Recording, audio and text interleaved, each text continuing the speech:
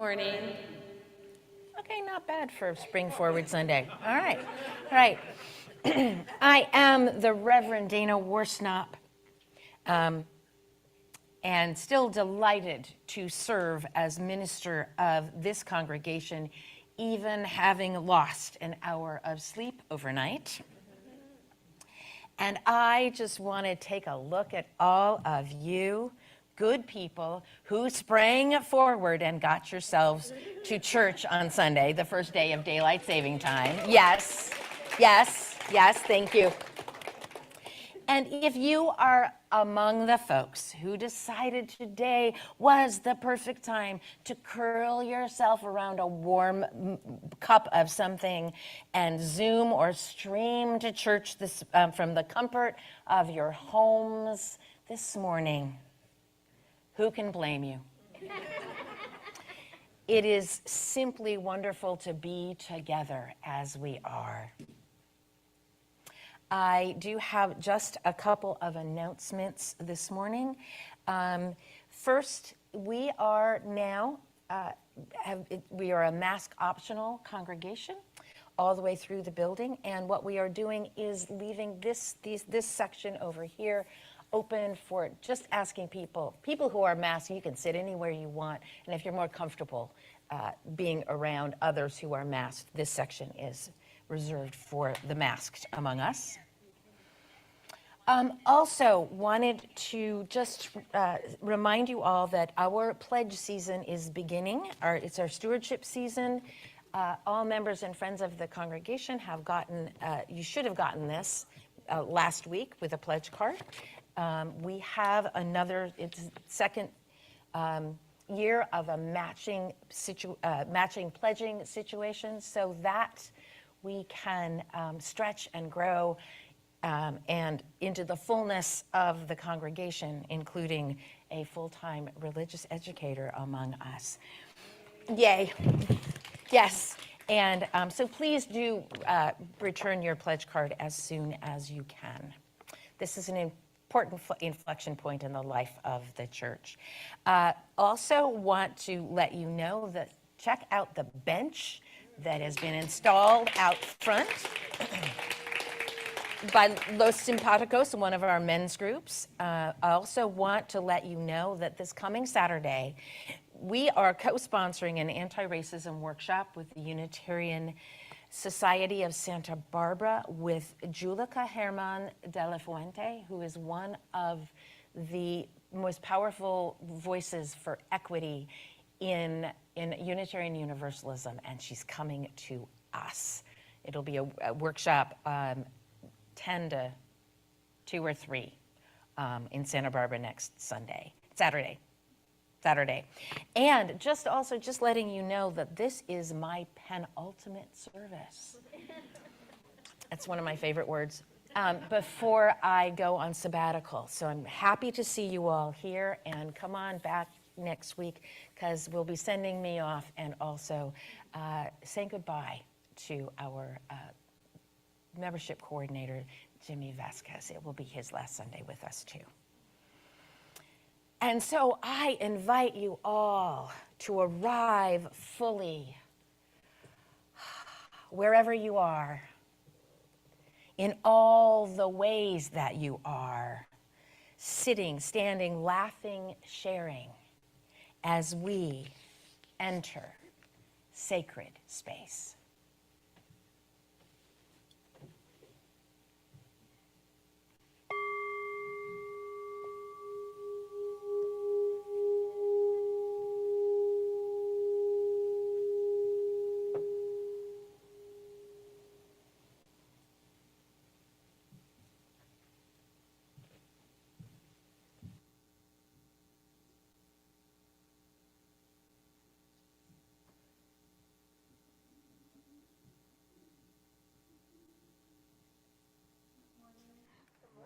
I'm no more awake than anybody else, obviously. No, no, forget it. I'm Worship Associate Sandy Atkins. We invite those who are Zooming or streaming into the service to light a chalice or candle at home as Reverend Dana lights the chalice of our free faith here in the sanctuary.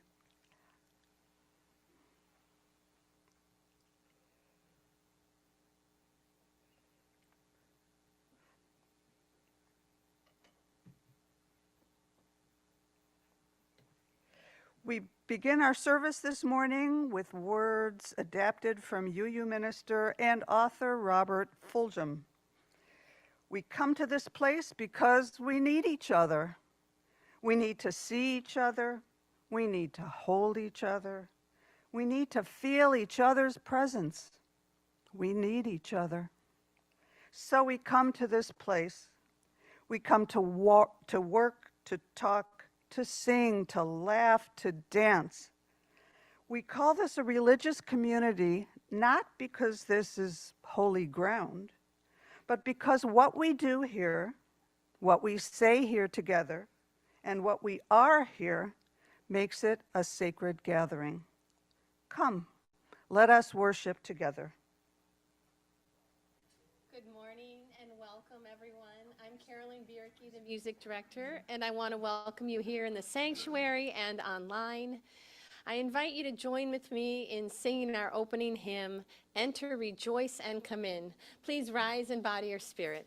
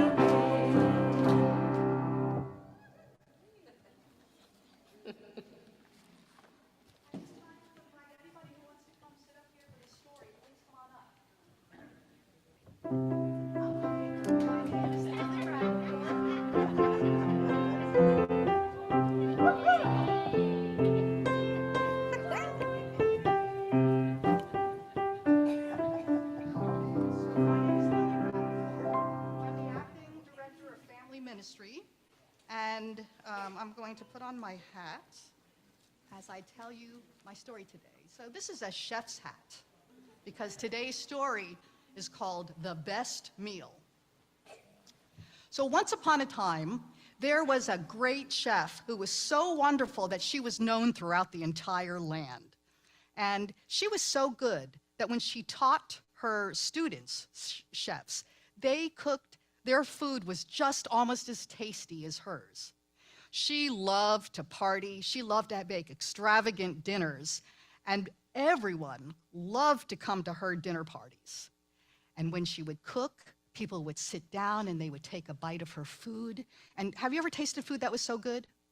Yeah, what kind of sounds do you make? Yum, And that's all you could hear while they were sitting down eating her meal.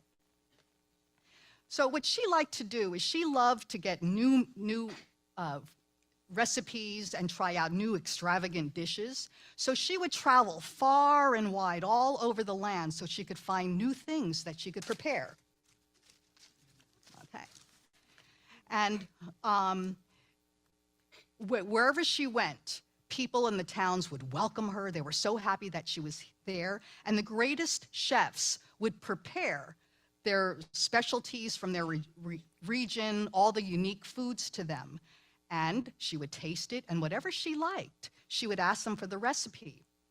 And you could tell that she really loved to eat food, and she was really good at preparing the best meals. So one day, she was on her way home. She was a little lost. She stopped by a small farmhouse. And at the farmhouse, she wanted to ask for directions, but the family recognized her and said, "Please come stay over at our house tonight." And she said yes, and it was just in time for dinner. So she was really happy. The mother took out the casserole from the oven. Brother was tossing the salad with the fresh vegetables from the garden, and sister cut the bread that they were going to have for the dinner. And the chef wanted also to help. So what she did is she set the table for all four of them. And they all sat down to the meal, and they held hands.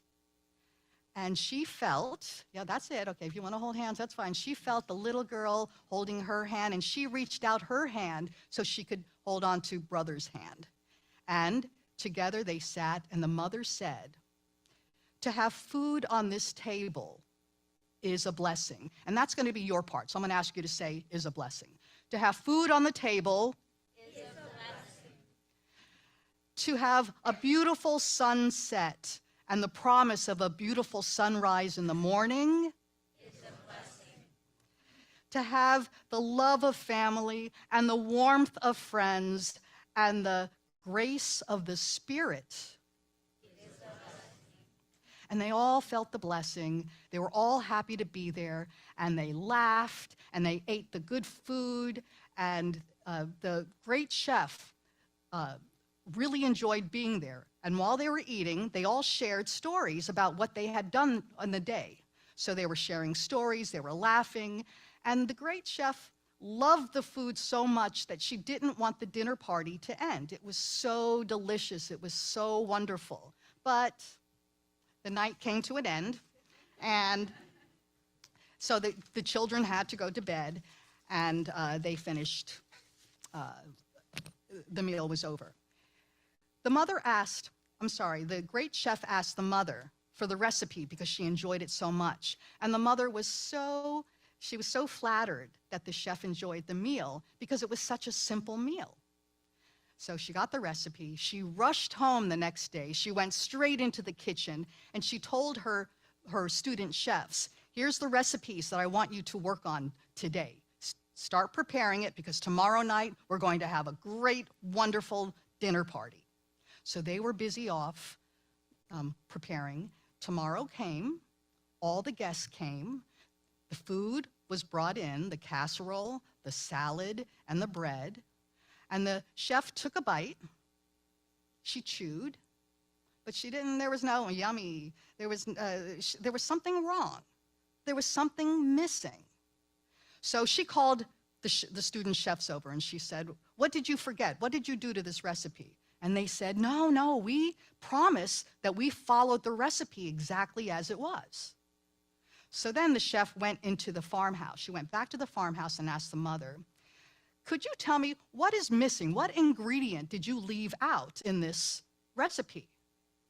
And then the mother said, "What's missing cannot be found in the recipe. Did you and your guests make the meal together?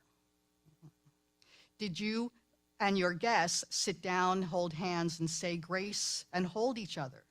She said, "No." "Did you share stories during dinner?"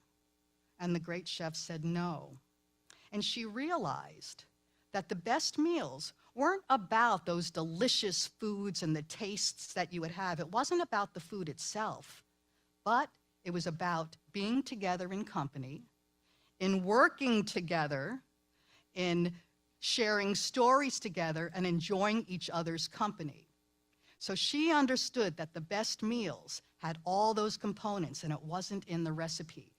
So from that on, she knew that she would have smaller gatherings, more intimate, where everybody was together working at cooking the foods with the student chefs and all the guests.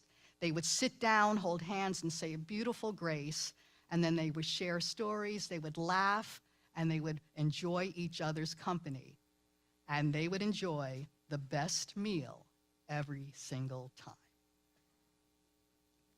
Yes, so remember that when you're eating. And right now, if you are, as in body or spirit, if you would stand up so that we can make a bridge, if you would, those sitting in the center, make a bridge. And if you'd like to, behind, put your hands on the shoulder of the person in front of you.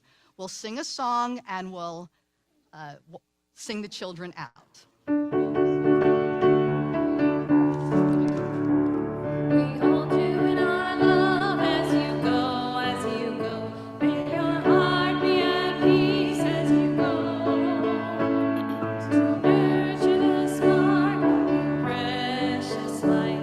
We hold you in our love as you go. We hold you in our love as you go, as you go. May your heart be at peace as you go. To nurture the spark of your precious life, we hold you in our love as you go.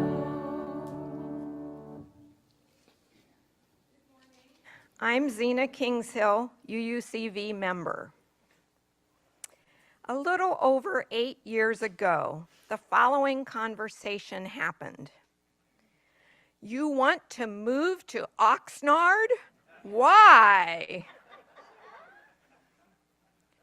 It's time for you to retire, and we can live near the beach.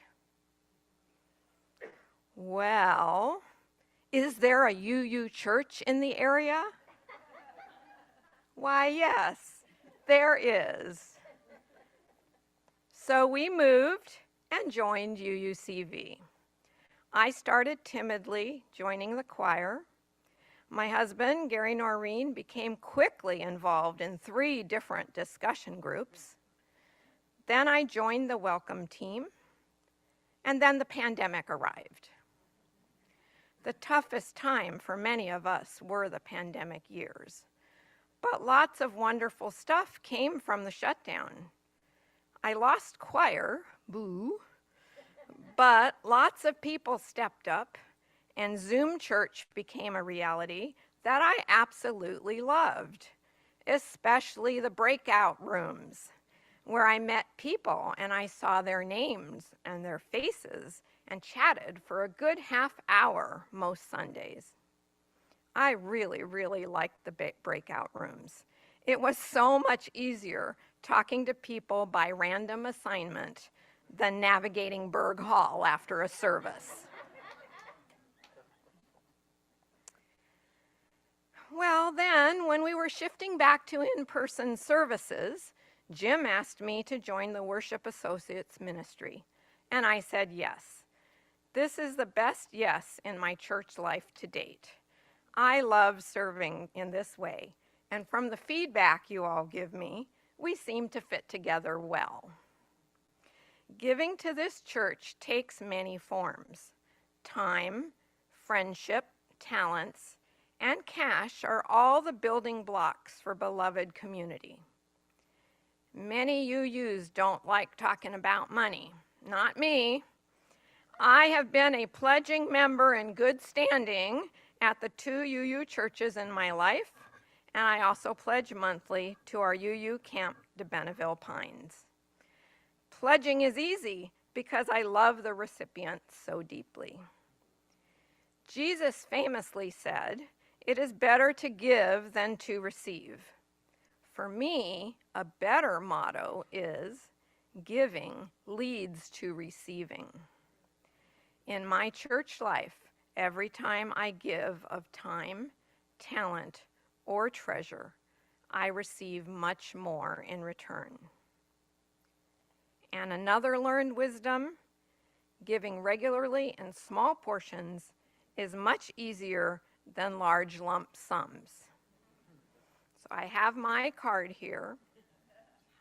Go forth and give.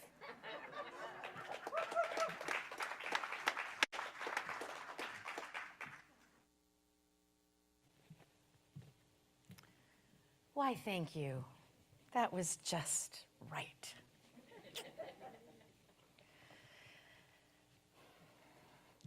So, one of the ways this congregation is generous is giving away the collection every single Sunday to an organization in the larger community or to funds that help people in our own church. Those of you who are at home on Zoom have two ways to give. There will be a link posted in the Zoom chat that you can click on, or you can text from your phone to the number that will be on the next screen. Those of you present can text to give also, or you can still write a check or give cash and drop it in the basket, which is in the back of the sanctuary right there after the service. Our offering today goes to Doctors Without Borders, which is providing medical and humanitarian assistance to the people around the world who need it most. And on this day, Doctors Without Borders is treating patients who were gravely injured in Turkey and Syria by the 7.8 magnitude earthquake last month and its many aftershocks. Teams of healthcare professionals are responding to support hospitals and health facilities with personal training and supplies. They are also running mobile clinics for people displaced by the quakes while working with local partners to distribute tents, blankets, and hygiene kits and other essentials. And they also continue to care for war-wounded patients in the Ukraine as the conflict there enters its second year.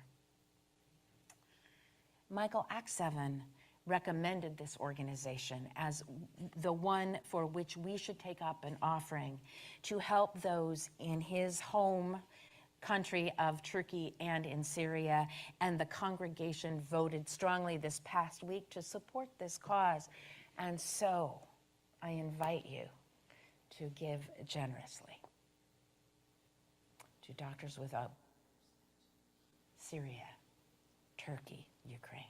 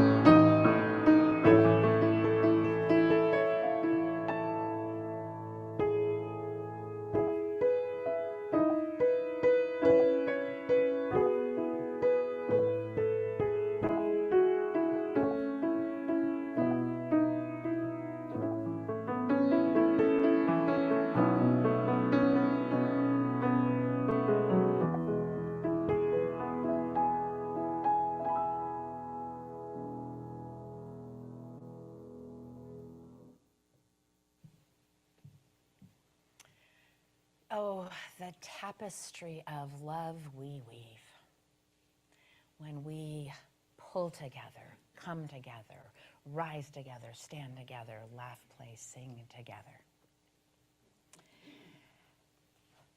and give generously together.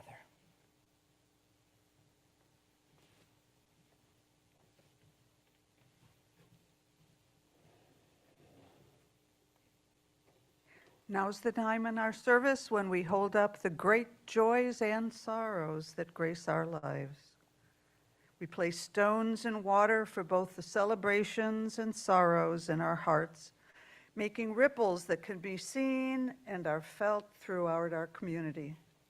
You can submit a joy or sorrow for sharing via a link in the website uuventura.org or a link in our Thursday email bulletin, UUCV this week. Those received by 10 o'clock on Saturday night, wow, will be shared that Sunday.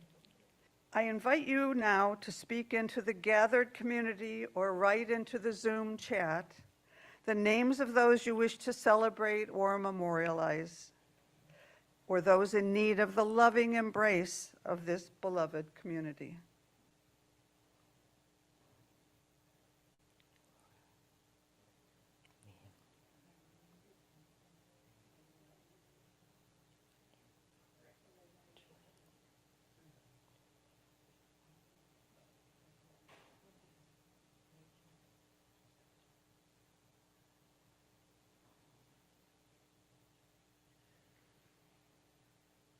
Reverend Dana will now place one final stone into the water for all the joys and sorrows just shared and those yet unspoken in the silent sanctuary of our hearts.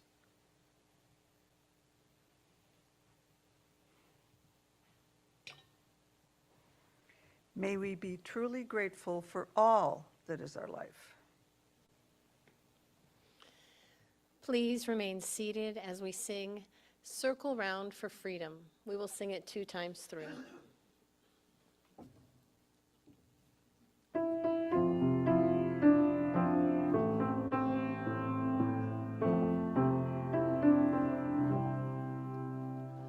Circle round for freedom, circle round for peace, for all of us imprisoned, circle for release, circle for the planet, circle for each soul, for the children of our children, keep the circle whole. Circle round for freedom, circle round for peace, for all of us imprisoned, circle for release, circle for the planet, circle for each soul, for the children of our children, keep the circle whole.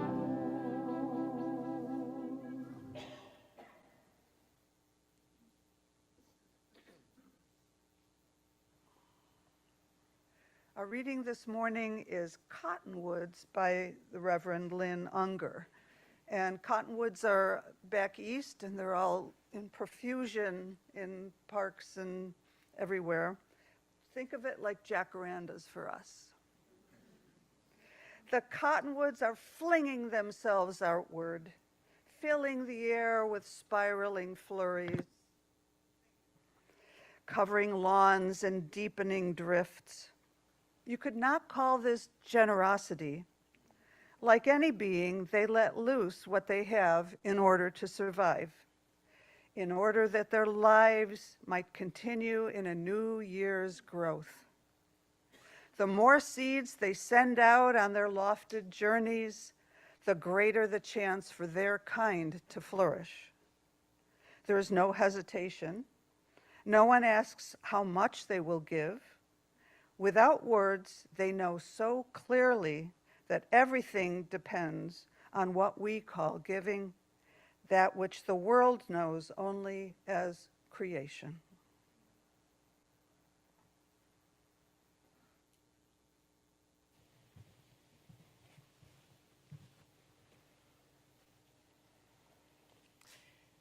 I invite you now into a time of stillness and meditation.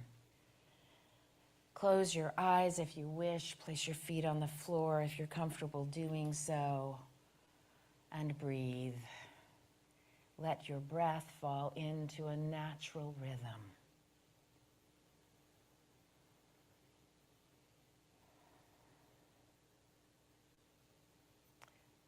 What are the gifts that you fling forth into the world? What do you receive with such giving? A silent meditation.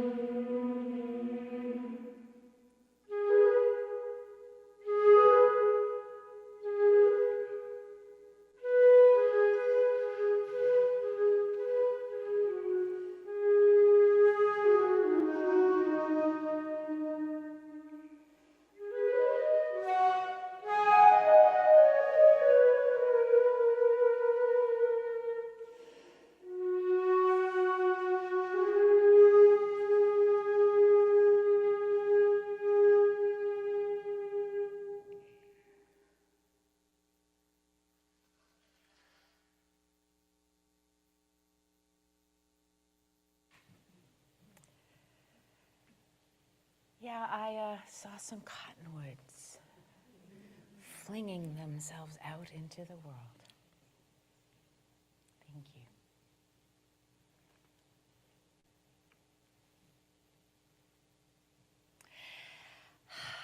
So one of those phrases that kind of gets under my skin, I share some of my pet peeves with you in these homilies, I realize. But one of the things that gets under my skin a little bit is when people say, I'm spiritual, not religious. Meaning they feel a spiritual connection that touches a sense of reverence and awe. They just don't much cotton to organized religions, which have been known to make a full mess of things. I understand this and mostly sympathize. And I suspect there are a number of you here who say something just like that.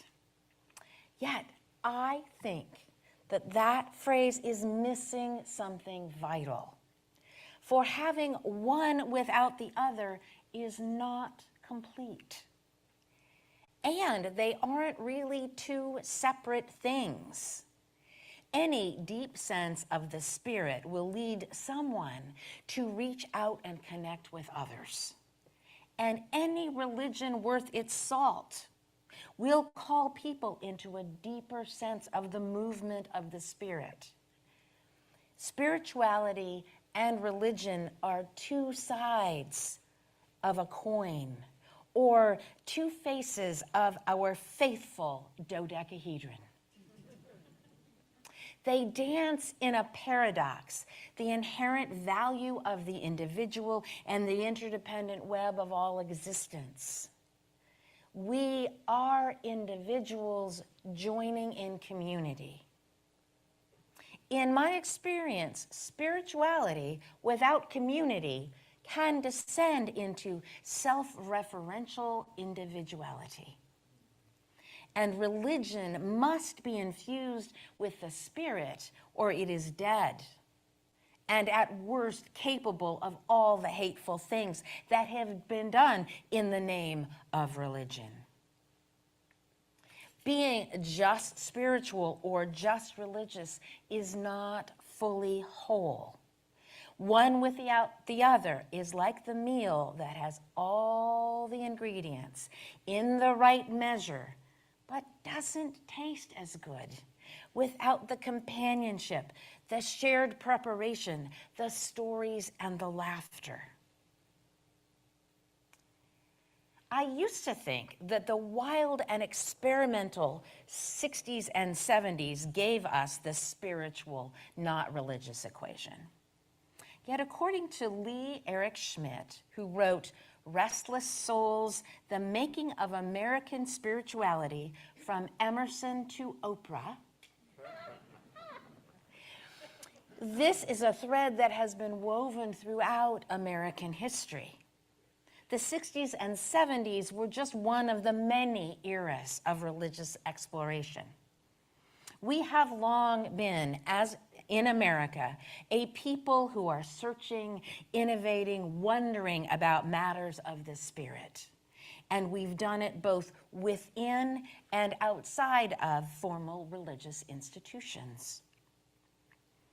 By Schmidt's account, it was our very own religious forebears, early Unitarians and Transcendentalists, Emerson, Thoreau, Whitman, and Fuller, who told us to look to our own direct experience for truth.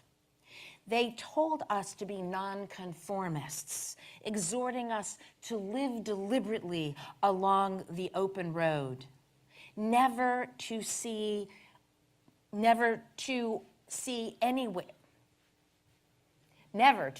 anywhere as a final resting stop, because the Spirit manifests itself anew in every moment. And while we're at it, I'd just like to put in a good word for Margaret Fuller, who was revered by her fellow Transcendentalists, who history has relegated to the background. And this is me on a pilgrimage to her grave in Mount Pleasant Cemetery in Cambridge, Massachusetts. Go Margaret. Such a restless spirit. We can put Margaret away now. It was, oh, there we go, they're already on it. It was just such a restless spirit that led me to this very place, that got me here where I am right now. For I was a seeker without a religious home far longer than I have been a UU. And yet when I came to this faith, following the admonitions of my spirit, I found a home. Paradoxically, a home that held and honored my continuing journey. And so today I say that you can be spiritual and religious. And I ask you to stand fully in both places, to work, talk, sing, cook, laugh, and dance in them both. For when you are in both, the picture is more complete, the experience richer, the circle is more whole. And without experiencing both, you run the dangers of rank individualism or the dangers of the unthinking collective. Even if you do feel more spiritual than religious, and I get it, the truth is that just by sitting here in this congregation today, you are being religious. You are standing, sitting, singing together, bound together, even if only for this hour. Yet think of how good that can feel. How good it is to know that you are not alone, either when times are hard and you need someone to lean on, or when you feel like a lone voice in the wilderness of a world gone awry. How good it feels to come out of the cold and warm yourself by this fire. Think of all the marvelous ways this community of individuals nourishes body and soul. We are the best meal. The Reverend Abhi Janamachi, an Indian American of Hindu background who has found his way into our ministry, says that in Unitarian Universalism he found, quote, a faith opening and welcoming to people regardless of ethnicity, theology, sexual orientation, gendered identity or expression, or political affiliation. A faith where theological crossbreeds, cultural mutts, religious hybrids like you and me can struggle and connect in the hyphenated space between perspectives. A faith where being a mutt or mongrel is not an awful place of last resort, but an intentional first choice. Instead of promising a heaven of sameness, we are a community of individuals working at creating heaven on earth. Why do we come and struggle with being the paradoxical community of individuals? A place that asks us, yes, to be spiritual and religious.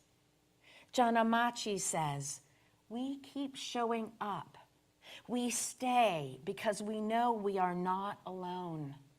Somehow we know that we belong here.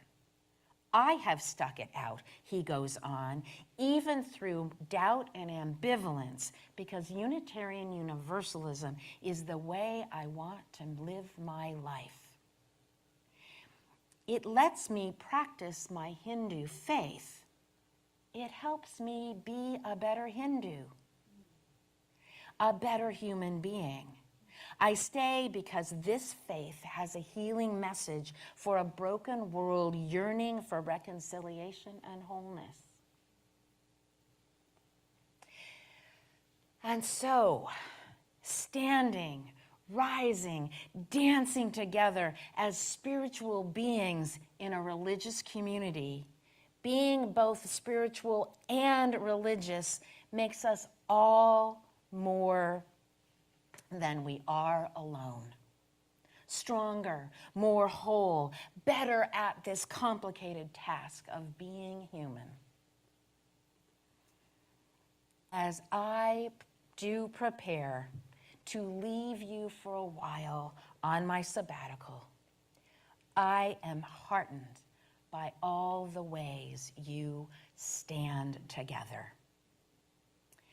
You care for one another. You care for this church. And I love serving this church, being among you on Sundays and throughout the work. And yet I know you will be fine without me for a little while.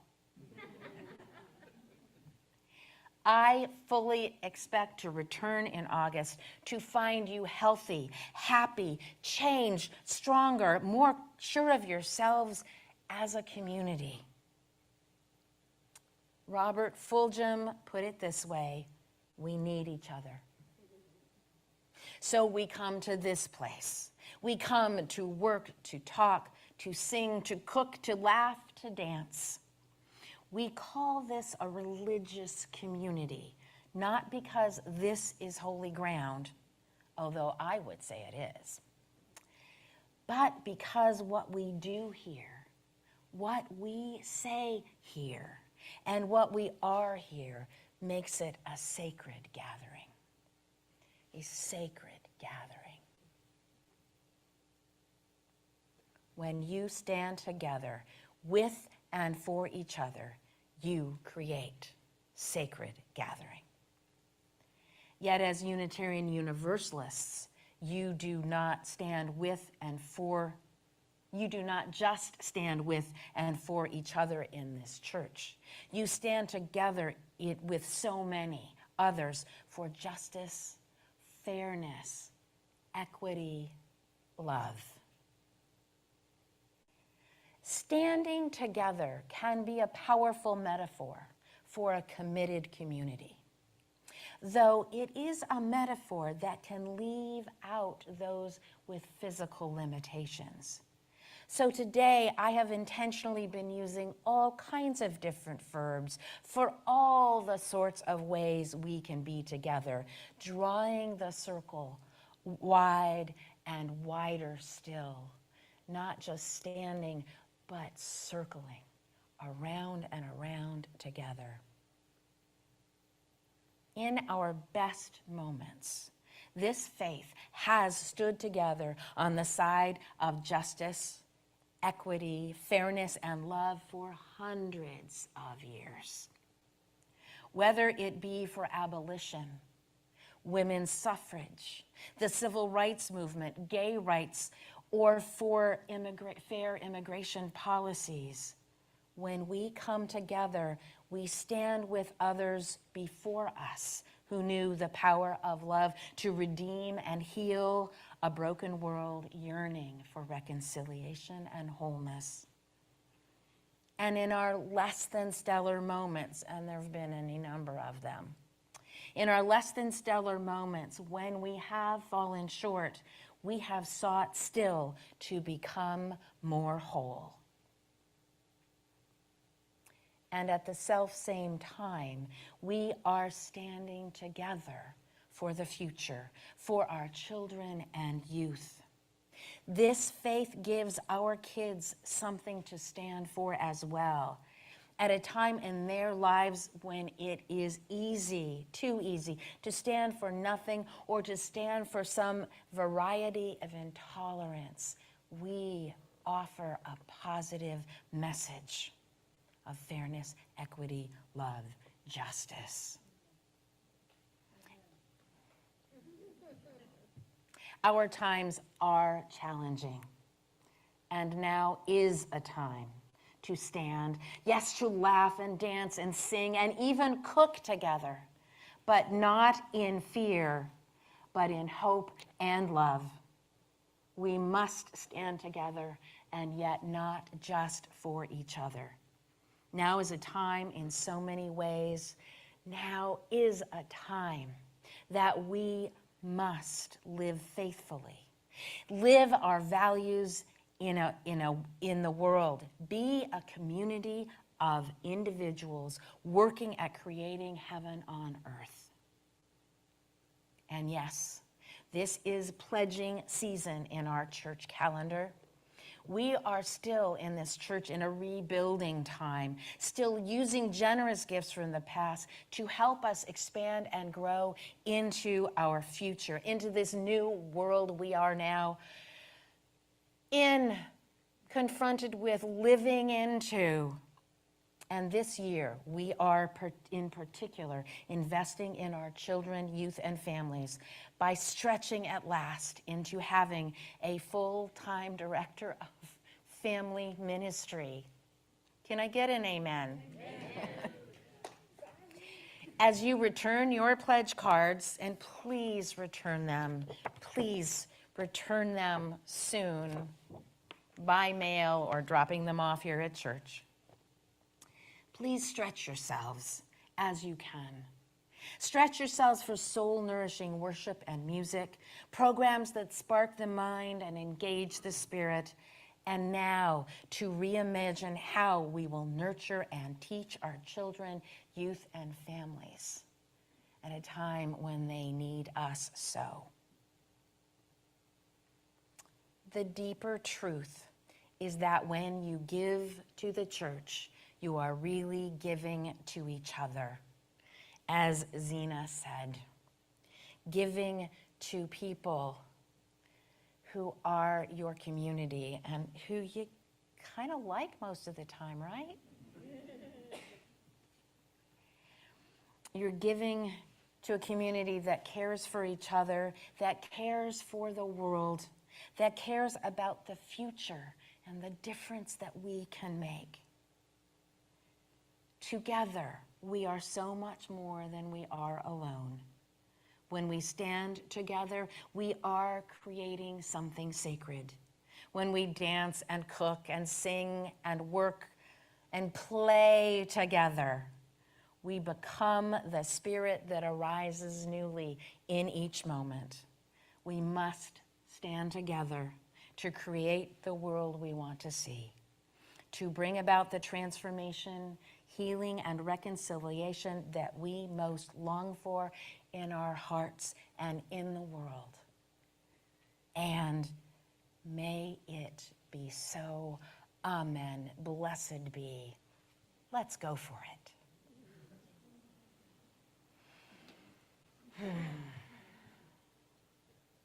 I invite you now into some moments of prayer. Holy beingness of many names and no name, Spirit moving in all the ways of the world, Spirit of life that dwells within and among and beyond us this day and always.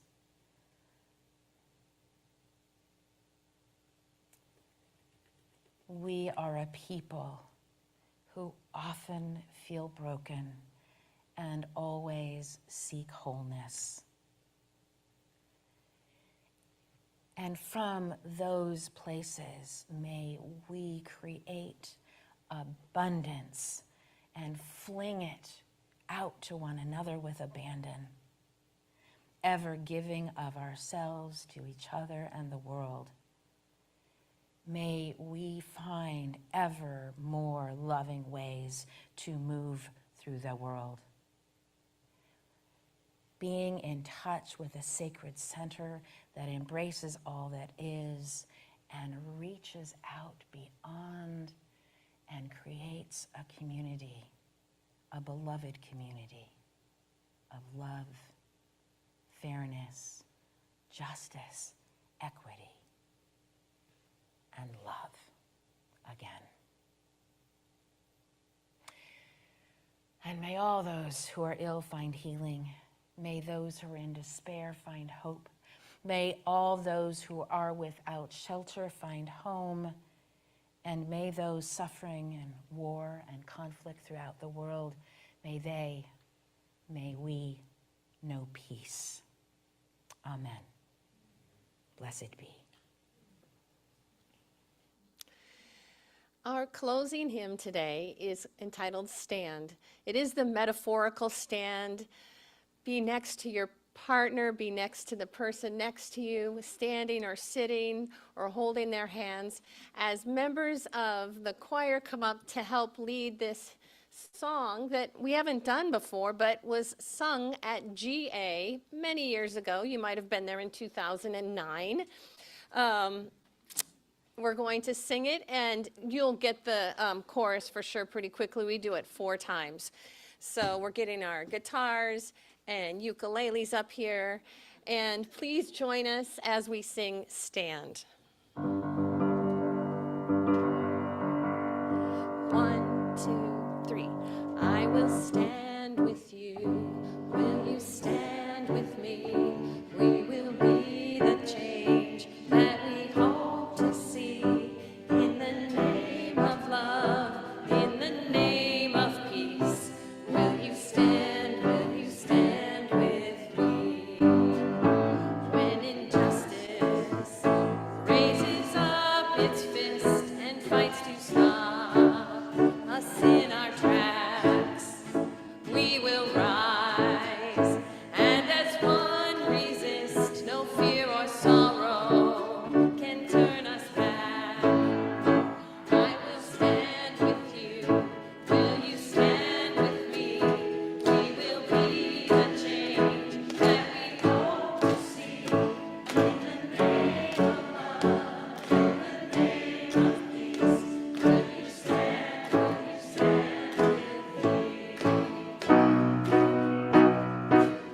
When broken hearts come knocking on our door, lost and hungry and so alone, we will reach as we have reached before, for there's no stranger in this our home.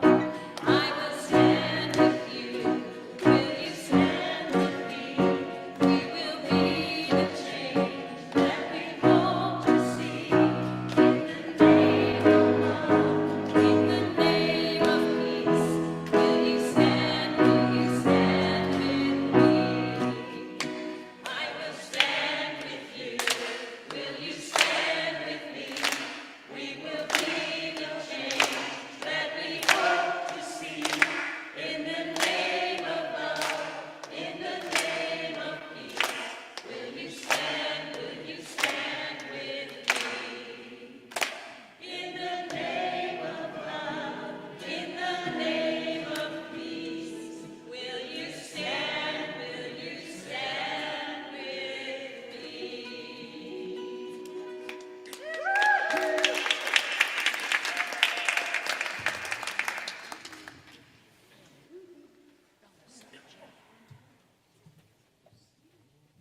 Yay.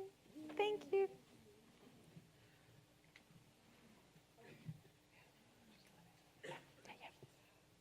Please join me in reading the words on the screen as we prepare to extinguish our chalice. We extinguish this flame, but not the light of truth, the warmth of community, or the fire of commitment.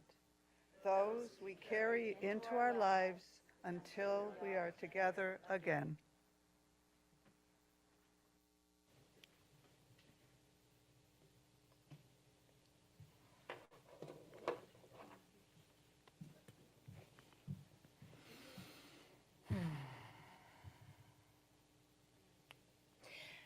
If you have cash or checks, please put it in the basket at the back of the sanctuary. Head on out for bagels and coffee if you want in Berg Hall.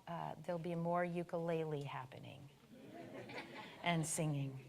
I leave you with these words adapted from Margaret Fuller. A new manifestation is at hand, a new hour is come. What all of us need is not to act or rule, but as nature to grow, as intelligence to discern, and as souls to live freely, unimpeded. A new manifestation is at hand, a new hour is come.